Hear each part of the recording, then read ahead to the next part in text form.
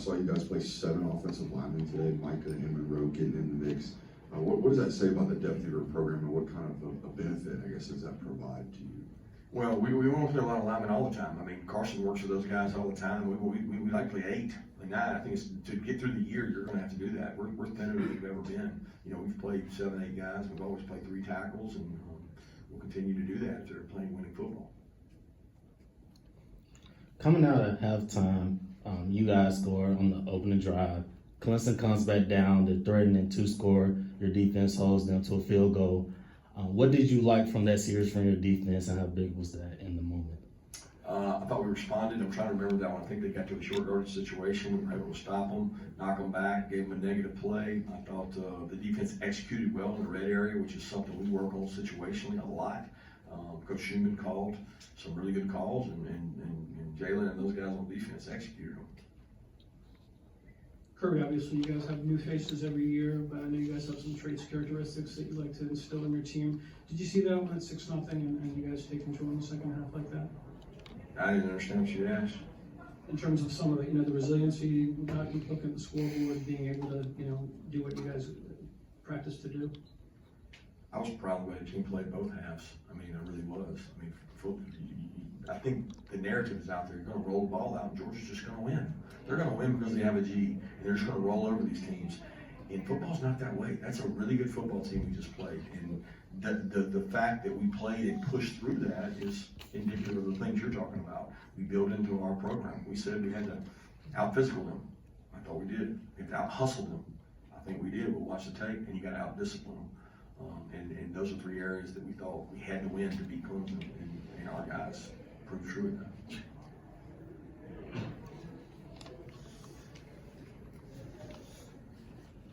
Got another question for Coach Smart? Raise your hand, we'll bring a mic around to you. Allison?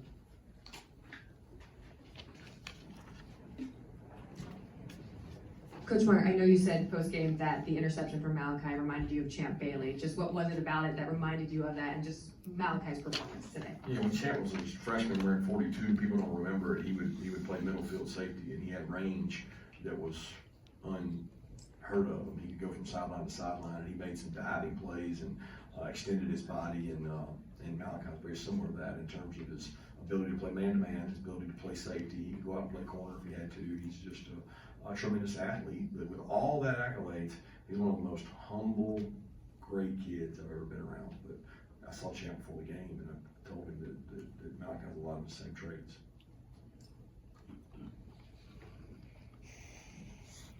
Question in the back. Kirby, the past couple off seasons, there were some incidents, and from the outside, there were questions about the culture of Georgia football. On the inside, how would you describe the health of the culture of Georgia football right now? Awesome. I wish you could talk to our players. I wish you could live in there and see our guys day to day, and see Thomas Settles and Brian Gant and all the people that stand up in front of our team and talk about connection and share their experiences. And I mean, there's 2 of them sitting right there. You can ask them. They'll tell you. What you know in the inside is a lot more than what people can paint pictures to be outside. And people use it in negative recruiting, and they throw it out there, it comes back to bite them too. Coach, right here, you guys won 40 consecutive games in the regular season. That means you got to be a very focused program. What do you think the secret is for you keeping these players focused, no matter, players come and go, but that focus seems to be pretty consistent? I think it's a process. Like, we believe in what we do. Like, the leaders on our team that I meet with, they believe in it, they sell it, they push it to the younger players. I think somebody said the other day we had 38 or 42. My advisor brought to me, we had 42 or 38, I can't remember what it was. I had to sign something saying they were all eligible and they were all new. We had 38 or 42 new people, new. And when you turn over that much, you better have a nucleus around them that can keep them grounded. And that's what we've been able to sustain at Georgia, is we're not going to change what we do based on who we play. We're going to do what we do. We're going to try to out-execute you and just do it the right way. And I think a lot of people, that's hard to do. I think it's hard to do it the hard way all the time because everybody wants to find an easier way. And it's no easy way to win these games. They're all hard. Coach, over here on that fade route to Colby Young, it looked like Beck and Young had been playing together for years. How have they been able to build that connection so quickly? Yeah, it's been tough because Colby hasn't actually practiced a full practice week. He was very selective. We had him, where he was not taking a full load of reps. They had a really good connection early in camp, and then when his hamstring occurred, they lost some of that rhythm.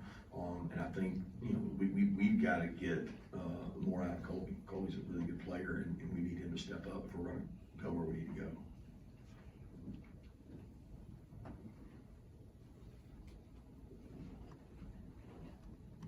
I'm sorry if you were asked this already, but what can you say just about your freshman and Nate Frazier and the impact that he's had in this game? Especially, it's not all the time that a freshman does make an impact like this.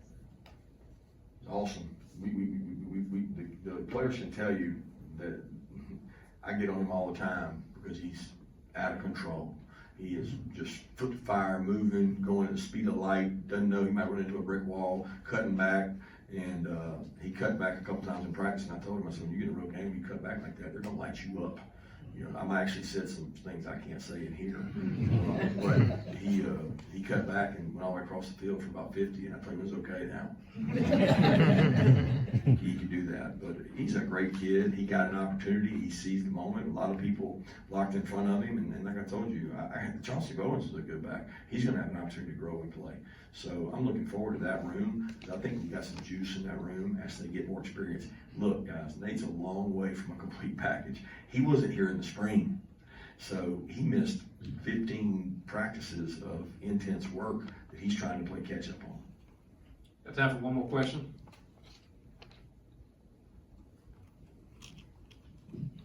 Yeah, Jonell, I think banged up going to this football game. You talk a lot about Malachi.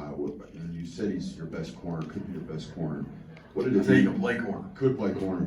What did it mean for you to be able to slide him into the nickel today for you guys? Yeah, that was huge. That was probably the thing, and you bringing it up, I forgot about. That was one of the biggest things that got us in the week when Jonell had a pull, and it happened on Saturday, and we didn't know. He didn't go Monday, he didn't go Tuesday, he walked through Wednesday, and we're all messed up because now we're having to not move one person in his spot. We're having to move Malachi, then Dan, then KJ. And it's like, it was really scary because we didn't have the volume of reps with that makeup. So then we tried to go with Ja'Cory some, but every time Ja'Cory was in, Malachi had to play over here, and Dan had to play over here. And when Malachi went in, Dan jumped over here, and KJ went over here. They did a tremendous job of knowing what to do from 3 different positions.